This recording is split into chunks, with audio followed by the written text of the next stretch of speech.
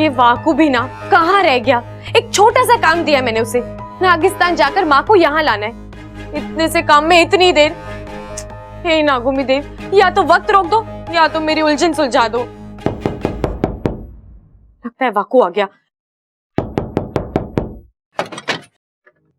गुनगुन, तुम अब तक सोई नहीं? सोने ही तो आई हूँ। हाँ? यहाँ? हाँ, आज मुझे यहाँ आपके साथ सोना है। नहीं गुनगुन, तुम यहाँ कैसे सो सकती हो? तुम तो रोज अपू भैया के साथ सोती हो ना। आज मुझे वहाँ नहीं सोना। वो हमेशा मस्ती करते रहते हैं और मुझे चिढ़ाते रहते हैं। अच्छा चलो, मैं अपू भैया को समझाती हूँ। नहीं, मैं आज यहाँ आपके साथ सोऊं तो आपको कोई तकलीफ तो नहीं होगी ना?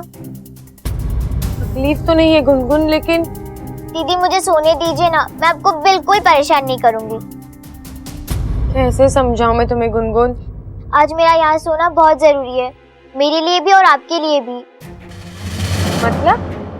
मेरी माँ कहती है कि मुझ जैसी प्यारी बच्ची के साथ सो तो बड़ी प्यारी नींद आती है। सही कहती है तुम्हारी मम्मी। अच्छा चलो, एक काम करो, तुम यहाँ सो जाओ। मैं दूध पीकर आती हूँ, तुम पियोगी? नहीं, मैं मूंगफली खाऊंगी। ठीक है, मैं अभी आई।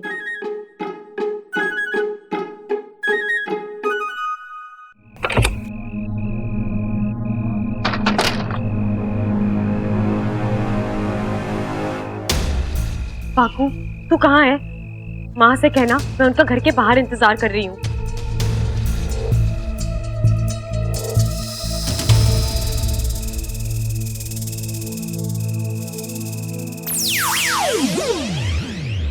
माँ, मैं फिर से गुलजन में फंस गई। आपको पता है, आज एक लड़का मुझे देखने आया, उसका नाम मयूरेश है और वो। ये देखिए, ये है लड़का।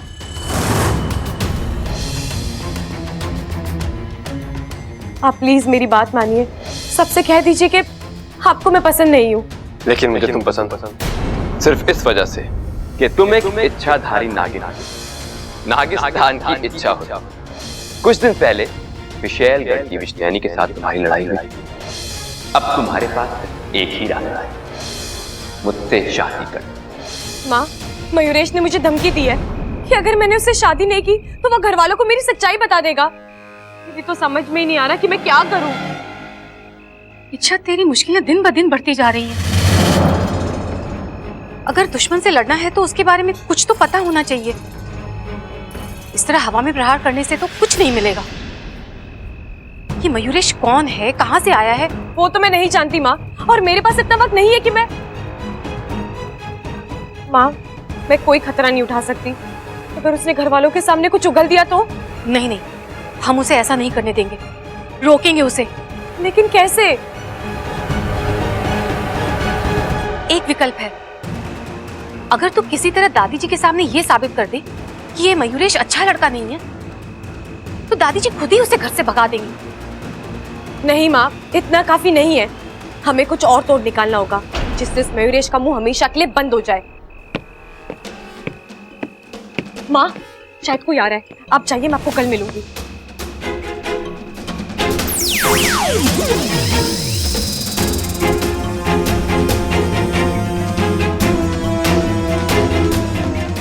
बब्बल जी। बब्बल नहीं हूं मैं, मयूरेश।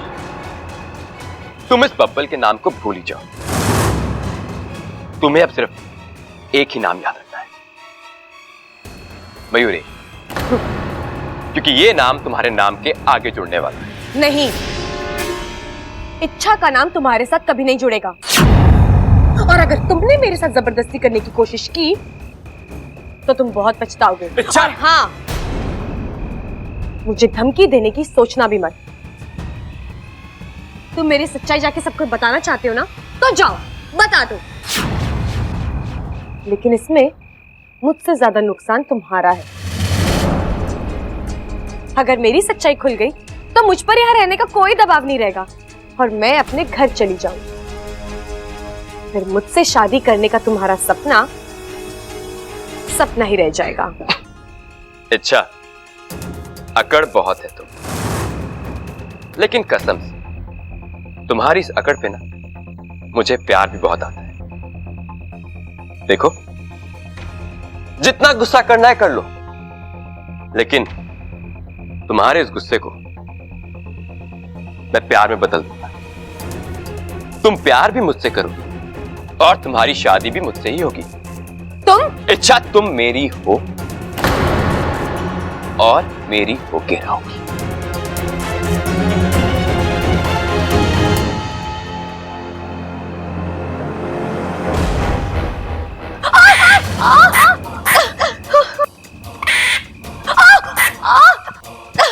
इच्छा, ये तो इच्छा की आवाज है।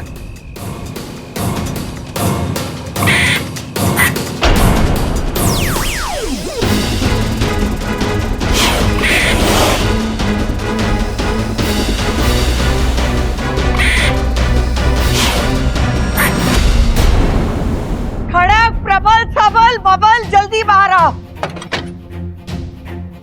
दादी वो इच्छा। मैंने उसकी चीखने की आवाज सुनी। हाँ दादी, मैंने भी सुनी। कहीं छोरी के साथ कुछ। अरे लेकिन ये आवाज आई कहाँ से? शायद बाहर से आई होगी। बाहर से?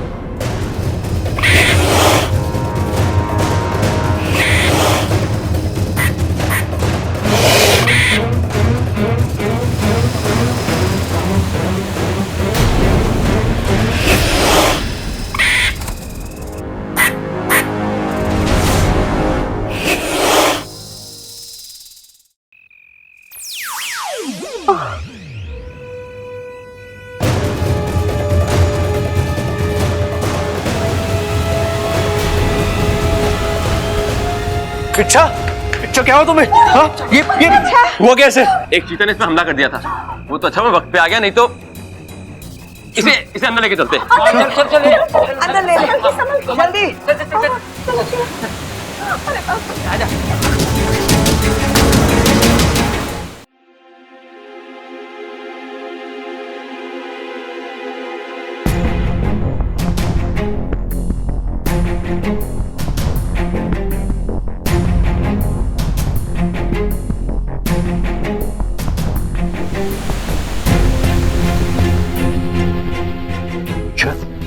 आंखें खोलो।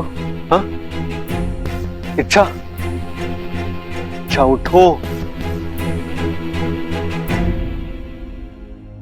ए माँ, ये छोरी तो आंखें ही ना खोल रही। डॉक्टर को बुला के लाऊं के? रुक जा छोरा, रुक जा। मैंने कोशिश करने दे। मारी आवाज सुनकर ना उठे तो तू डॉक्टर को बुला लेना। ठीक है माँ।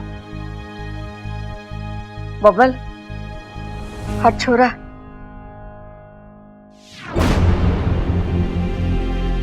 ए छोरी, आंखें खोल, आंखें खोल छोरी।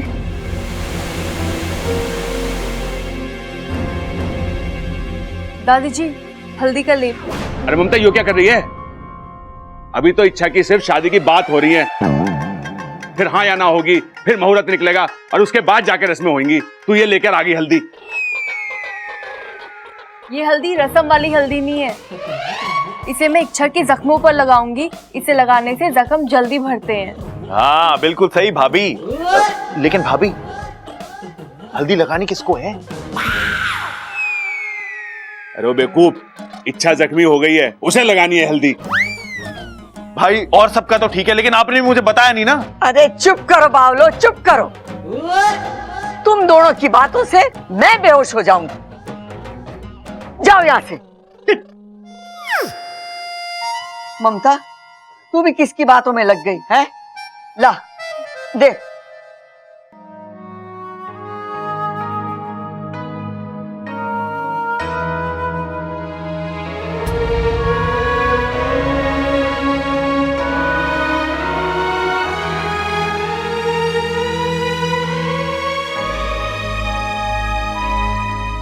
होश आ गया।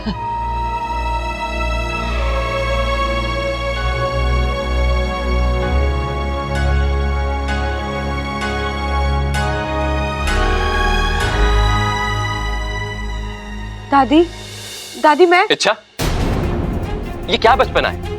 आसपास जंगल फैला है और इतनी रात को तुम अकेले टहलने निकल गई। वो तो अच्छा हुआ कि मैं वहां पे वक्त पे आ गया, वरना वो तेंदुआ।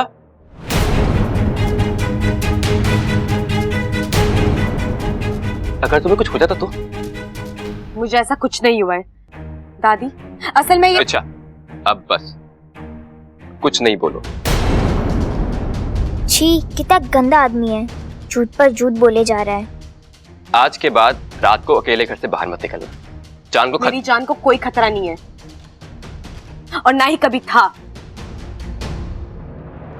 दादी दादी मैं हाँ हाँ छोरी, जानती हूँ कि तू बहुत बहादुर है, लेकिन अपनी जान के साथ ऐसी खिलवाड़ तो ना करते ना।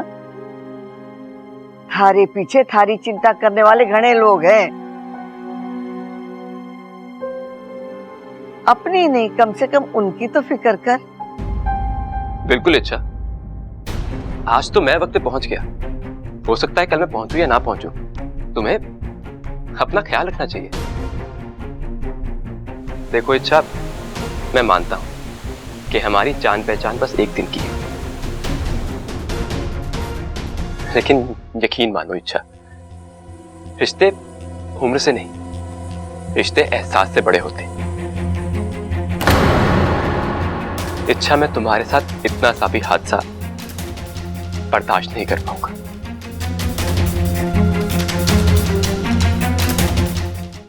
छोरी, तू हमारे लिए अनमोल है, तू अपना ध्यान रखा कर। और मयूरेश, आज तुमने इच्छा की जान बचाई, तुम्हारा ये कर्ज है हम पर, हम ये एहसान कैसे उतारेंगे।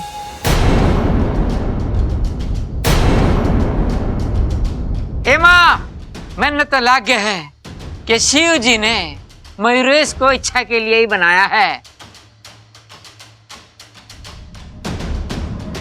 देख, आज इच्छा की जान बचाई है उसने और कल को इच्छा मयूरेश की जिंदगी संवारेगी।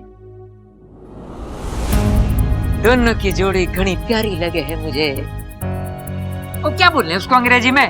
मेड फॉर ईच अदर हैं दोनों। वैसे तो शादी के बाद पति पत्नी की रक्षा करता है, लेकिन मयूरेश तो रिश्ता जुड़ने से पहले ही इच्छा का बॉडीगार्ड बन गया। लो बताओ। वाह वाह वाह, क्या जबरदस्त बात ठोकी है तूने आज, मजा आ गया। मैं भी तो तेरा बॉडीगार्ड ही हूँ। खड़ा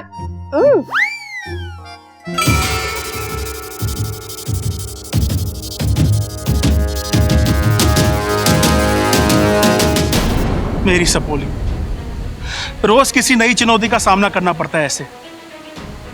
वो तो नागोमी देव की कृपा है कि इच्छा सलामत है, वरना उस गिलहरी ने तो। सही कह रहे हैं आप, लेकिन गिलहरी से बड़ा अब भी एक संकट उसके सामने खड़ा है, वो मयूरेश। मैंने कहा था इच्छा से कि उस मयूरेश को घर वालों की नजरों में गिराए, लेकिन यहाँ तो मामला उल्टा ही हो गया। वो मयूरेश घर वालों की नजरों में महानायक बन गया, इच्छा का रक्षक। लेकिन इससे तो हमारी सपोली की मुश्किलें और बढ़ गई।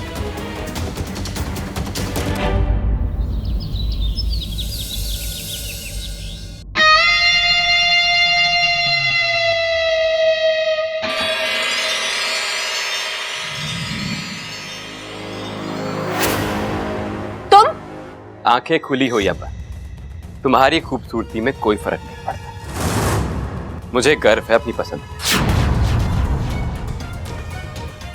तुम यहाँ मेरे कमरे में क्यों आए हो? तुम्हारी सहूलियत के लिए। अभी से आदत हो जाए तो तुम्हारे लिए अच्छा है। किस बात की आदत? इसी बात की कि आज के बाद जब भी तुम्हारी आंखें खुले तुम मेरा चेहरा देखो। एक दो दिन का नहीं, पूरी जिंदगी का सौदा है। हद होती है बेशर्मी की, इतना समझाने के बाद भी तुम। मैंने तुमसे कहा था ना, तुम कुछ नहीं कर सकती, तुम मुझसे छुटकारा नहीं पा सकती। आज नहीं तो कल तुम्हें तो मेरा होना। और बात क्या है, तुम्हारे परिवार ने भी यही कहा ना कि मुझसे अच्छा लड़का तुम्हें मिल नहीं सकता। देखो, सीधी तरह हाँ बोल दो, वरना उनके जरिए तो मैं तुम तक पहुंच ही जाऊंगा। बस बहुत हो चुका, मजाक समझ रखा है तुमने इस शादी को। हम दोनों एक दूसरे को ठीक से जानते नहीं है, तुम अपनी असली पहचान नहीं दे रहे हो। किस भरोसे पे करूं मैं तुमसे शादी? पहचान छोड़ो इच्छा, मेरे प्यार को देखो। मुझसे ज्यादा प्यार, मुझसे ज्यादा जुनून, मुझसे ज्यादा पागलपन तुम्हें कहीं और देखने को नहीं। मैं तुम्हारे लिए जान दे भी सकता हूं और जान ले भी सकता हूं। वैसे एक नमूना तो तुम देख ही चुकी हो ना, दूसरा दिखाऊं क्या? मुझे बचाना तुम्हारी अच्छाई नहीं, तुम्हारी साजिश थी। और वो तुम्हारा प्यार नहीं, स्वार्थ था। अच्छा, ऐसा मत कहो। मैंने अपने लिए कुछ भी नहीं किया। मैंने जो कुछ किया वो तुम्हारे लिए किया। इच्छा, मैं तो ये चाहता हूं कि तुम्हें इस दुनिया का सबसे अच्छा जीवन साथी जो कि मैं हूं। मैं तुमसे आखिरी बार कह रही हूं, मैं तुमसे शादी नहीं करूंगी। घर वालों के कहने पे भी नहीं। इच्छा, तुम मुझे शादी के लिए तो ना कह सकती, लेकिन तुम्हें तो इसकी वजह बतानी पड़ेगी। ओ, क्या कहोगी? तुम मेरी सच्चाई बताओगी या अपनी? वैसे तुम मेरे बारे में जो भी जानती हो वो तुम साबित तो कर नहीं सकती, लेकिन जो मैं तुम्हारे बारे में जानता हूं वो तो मैं साबित कर सकता। सोचो मत, सुंदर लड़कियां सोचती हुई बिल्कुल भी अच्छी नहीं लगती। मैं तो मजाक कर रहा था। अच्छा, समझने वाली बात यह है कि मयूरेश नाम की बीमारी का अब कोई इलाज नहीं, तो इसे ना अपनी जिंदगी का हिस्सा बना लो।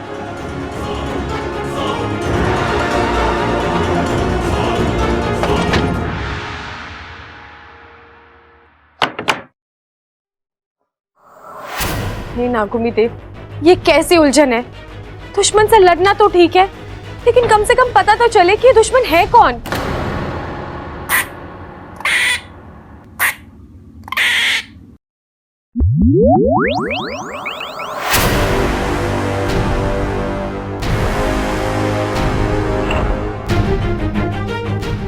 गुनगुन, गुनगुन तुम गिलहरी हो?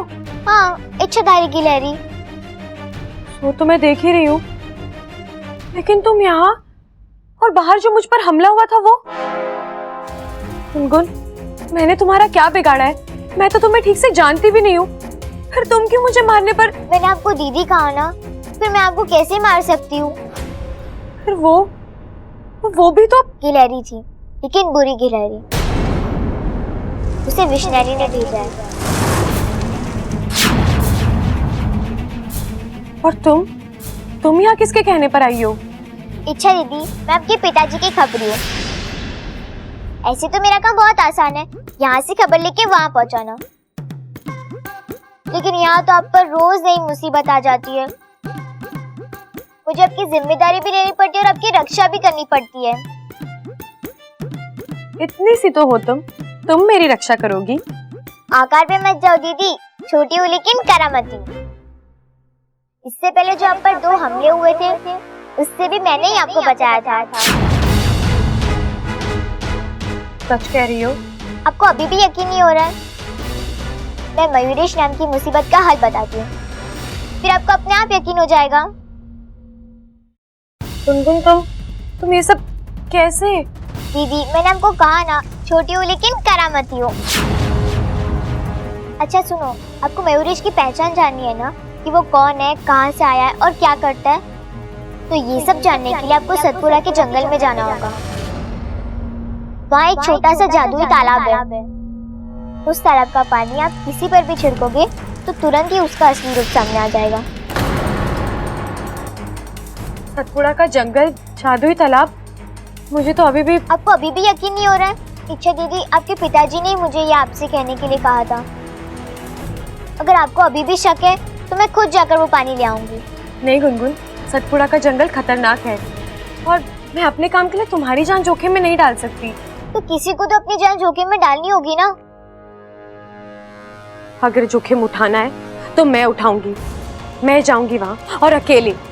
गुनगुन, तुम मेरे पीछे पीछे नहीं आओगी। लेकिन दीदी, आप घर वालों को क्या कहूंगी?